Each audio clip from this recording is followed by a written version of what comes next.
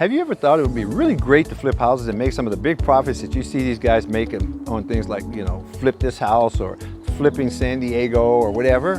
Well, let me tell you something. There's a lot of work that goes into flipping those houses, but there's also a lot of profit to be made. But I found the very best way to profit on a real estate deal is to be the lender on that deal. You may not know this, but just about every one of those flips that you see taking place in your own neighborhood or on TV is being funded by someone who's using private money, like your IRA or something like that, to fund those deals. And those real estate investors are paying nice interest rates to private lenders to fund their deals.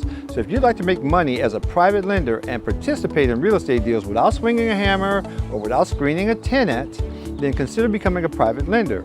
If you'd like to learn more about how to do that, then go to my website. It's called investbrilliantly.com.